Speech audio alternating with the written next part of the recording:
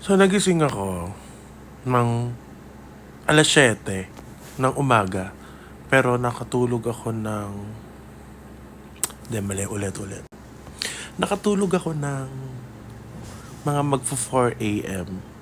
Tapos, nagising ako ng 7 a.m. Tapos, hindi na ako ulit makabalik sa pagtulog. So, paano? Wala lang. Gusto ko lang mini vlog.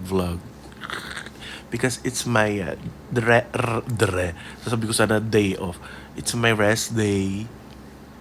Wala tayong gig mamaya. Pero kung may magyaya ng inuman, why not? Char. So, try naman natin tong back cam. Walang magawa, di ba? Actually, nagugutom ako. Kayo din ba? Sa ganitong time na to, na napapanood nyo to, gutom din ba kayo? Kumain na kayo? Di ba? Dili. I-share nyo sa akin kung ano man yan, food na yan. So, maghanap tayo na makakain sa baba.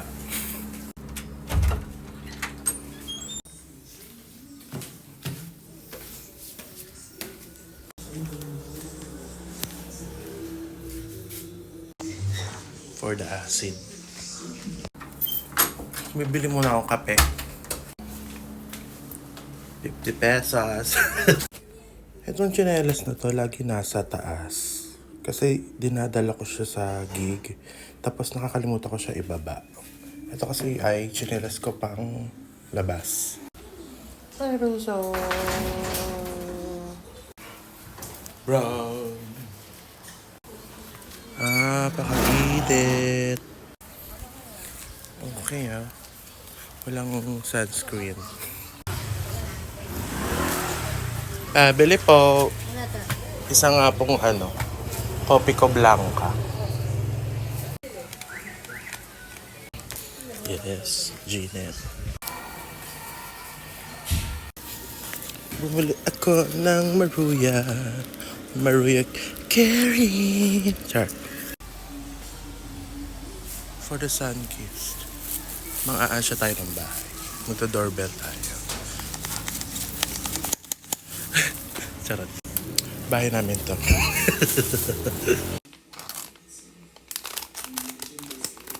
Okay.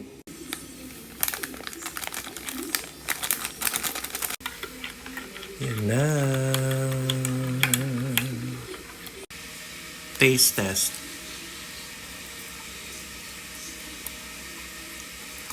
Mainit-init pa siya.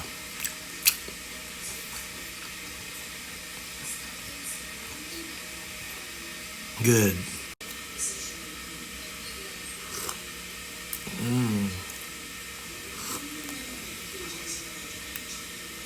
Pero usok. Another one.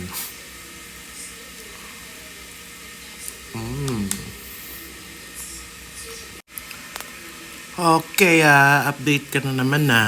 Okay,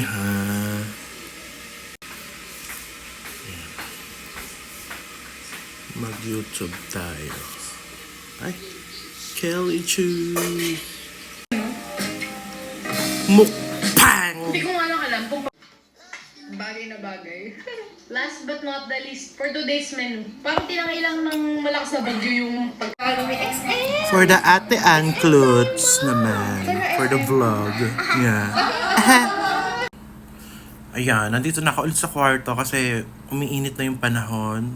11 a.m. na. So, ayun. Magpapaantok na ulit. Medyo nabusog ako dun in fairness dun sa Maruya. Gawa siguro nung niya, yung, tawag dun, yung harina. In fairness, masarap din yung pagkatimpla ng harina. It's just that, medyo nila, parang dinurog nila yung parang in-smash yung saging. So, expected ko do sa Maruya is buo pa eh. Or in-slice lang sa half yung saging. Wow, naging food food reviewer. Pero lang naman yun, yung kinain ko kanina is pang tawid lang. Kasi dadating si TJ, yung partner ko, may dala siyang ulam mamaya. Sana gising pa ako. Ang tagal mo, te.